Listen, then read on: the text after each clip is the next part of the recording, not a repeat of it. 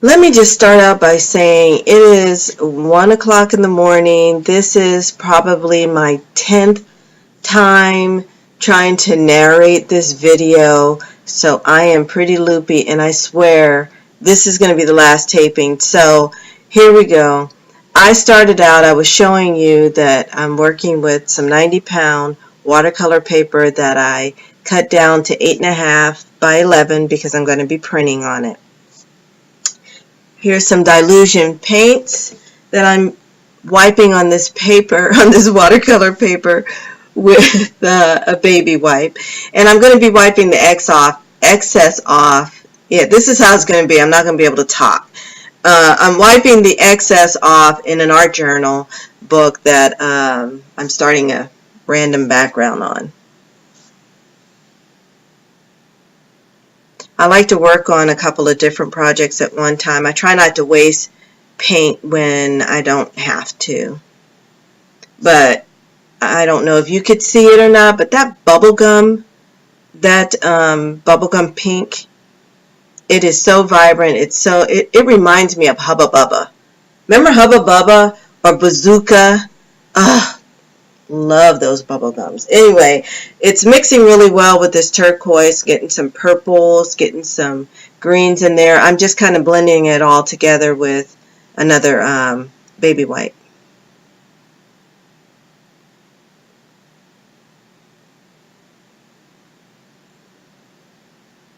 That's going to be a nice background, actually. I can't wait to work on that. Okay, so now I'm finished here. I just want to make sure that this is completely dry. This paint is really fast drying, but I want to make sure that it's completely dry because, as I said, I'm going to be putting this through my printer. I always zap the back of my paper too, just in case. I actually scanned this later on, just this background alone, so that I could have it and print it out whenever I want to do something else on. So I'm going to be using this sketch that I was working off of a reference photo with. I'm going to trace it. And when I trace it, I usually trace all of my own artwork because then I like to either omit details or add details just to see what it looks like. And so here I'm just kind of explaining how for the bottom lip, I didn't do the full outline because if I use it in another project, I'll maybe reshape those lips. The pupils I should not have traced at all because the next time I use it I may want those pupils looking in a different direction. But anyway, those are kind of that's kind of the thought process that I usually go through. And now I'm just deciding how I'm going to have this paper in the printer, and I decided that I wanted the page, I wanted that faced there, that's what I decided. I decided that I want that in the middle. Oh my God, I'm sorry. I swear I'm not even editing this. It's going to be embarrassing, but I don't even care. I just cannot edit this. And I don't want to do it tomorrow, so I got to just do it now. Anyway, here I'm using some stencils. And these stencils, as you can see, I don't clean my stencils. And so I'm really wiping off whatever ink is on top of them. I don't even know what color. I don't even care because it's always a nice surprise. And look at that. I think that's a great little technique. Clean your stencils off on your artwork, ladies and gentlemen. But anyway, I'm also trying to lift up some of that paint. And it was working a little bit with that stencil. But this one is not working so much. It's very faint, and I know that the camera's not even picking that up. So I'm going to go ahead and spray the stencil with some Tim Holtz Distress Stain. No, that's not what it is. It's Dilution's ink spray.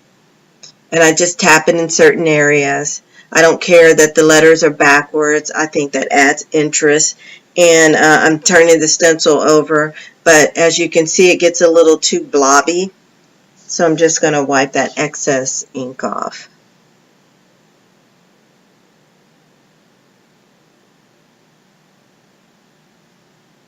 Now on this one, this Distress Stain, I decided to use my fingers to get that through the stencil. It would be way too much stain coming if I turned this bottle upside down and rubbed it on that stencil.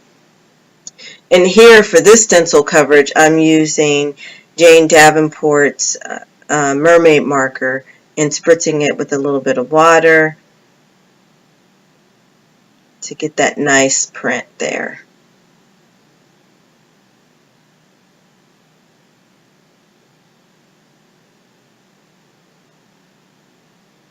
Notice how I'm trying to keep all of the colors the same level of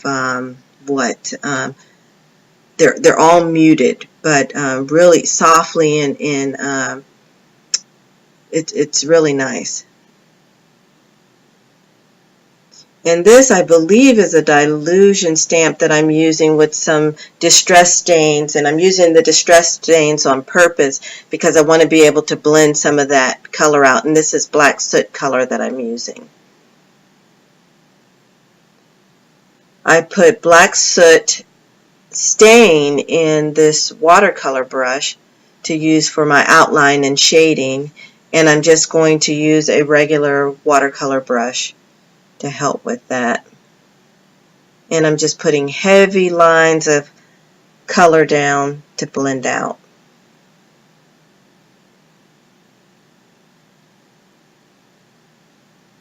What's interesting, I think, about the dilution paints, especially on the watercolor paper, is that when I'm using stains or inks on top of it, it layers in such a nice way that you can obviously see the colors underneath. It absorbs it in a different way than like a regular acrylic paint. And notice I'm just pushing that ink over to the edge to create a harder outline.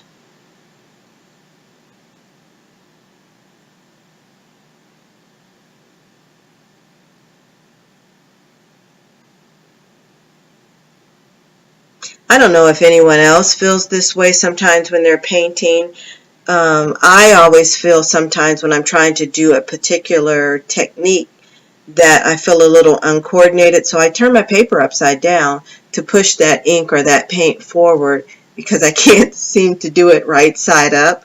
So you're going to see me do that a lot here.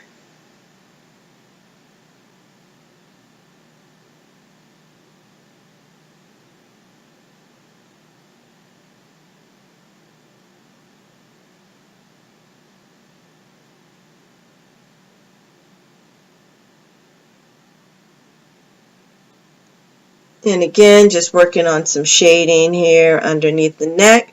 Turn it upside down, and there you go. You got a shadow.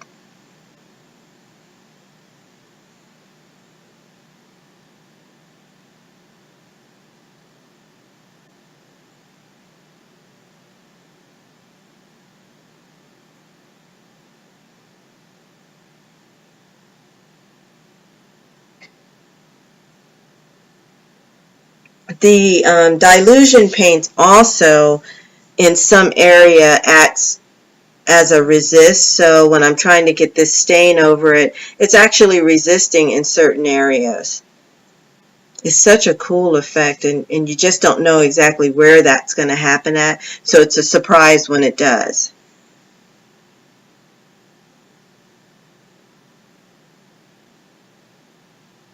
I'm also using my craft mat as a palette for the ink I was putting down to just get little dots of the ink to spread out.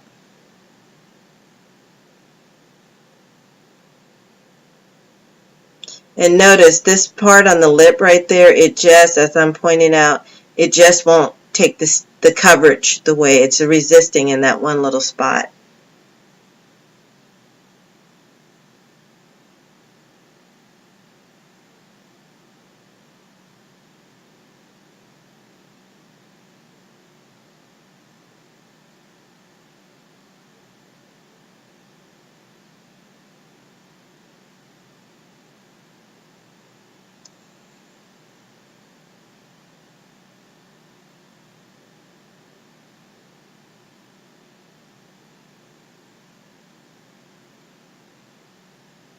And you'll notice I'll lay some ink down and then I dab it off to remove it because I'm still trying to keep the same level of the amount of ink and stains on here so that it all has the same color. I don't want one spot to be heavier than the other, except, you know, of course, where the shading is supposed to be.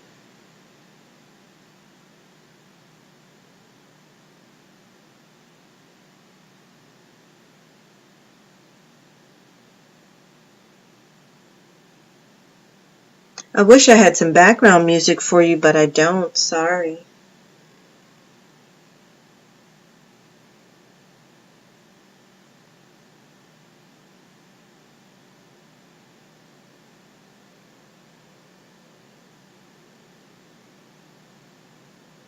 And again, I tried to this video in real time is about an hour and 45 minutes long, and I just think sometimes it's important to really see somebody's process, you know, from start to finish, because it may help you out as an artist. I find that that's really helpful when I watch. So if you're someone that I follow and your video is long, I'm one of those ones that's watching that entire video because I really want to see what your process is. And I understand sometimes, you know, we don't have the attention span that we used to have. No, you never had it. So I understand if you got to fast forward, go ahead, do your thing. But I really thought it would be interesting or I thought you might find it interesting to see my process.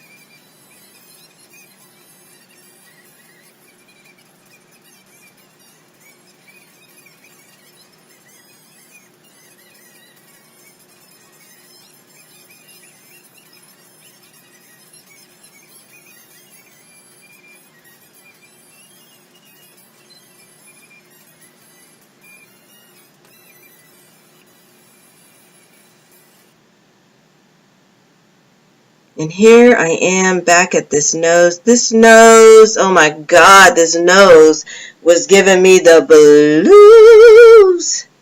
Oh my God, I could not get the shape of this nose to save my life. And I keep at it though, and just looking at the video now that it's been edited, I can actually see where I needed to put the shading to make the nose look like it's actually pointed in the right direction.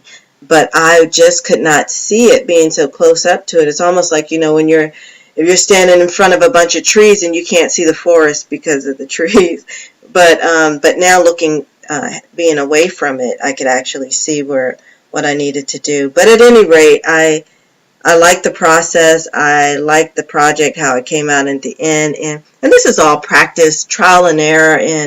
And that's what we need to do, is just continue practicing our art and, you know, just keeping at it to get better. I'm so sleepy.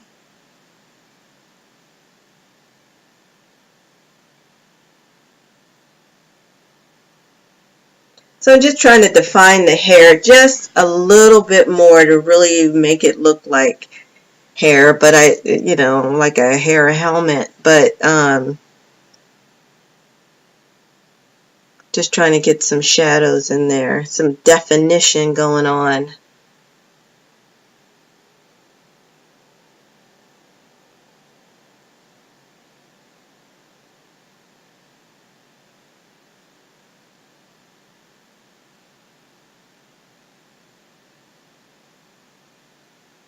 Not sure what I was trying to explain there, but I'm back at this nose again, and I still don't see what I need to see.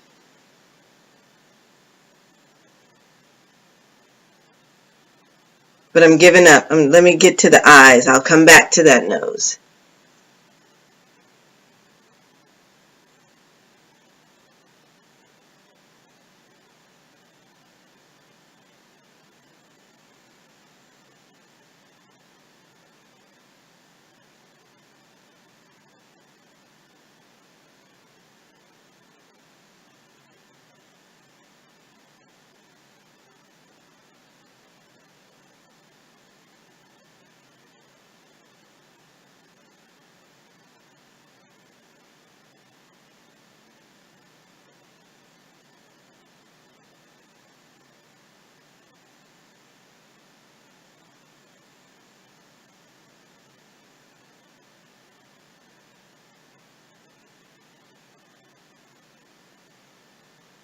Gotta get my little highlights in there.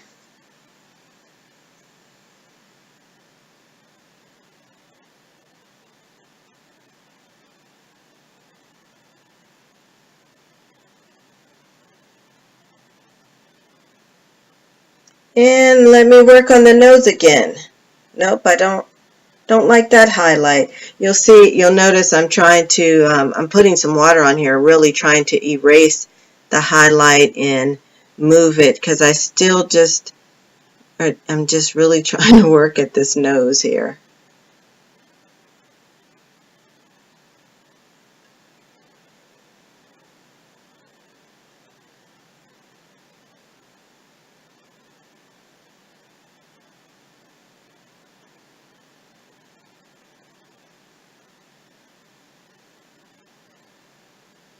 And of course, I gotta put my circles and my little dots, because I love all of those always in my paintings. Their circles and dots are somewhere in there.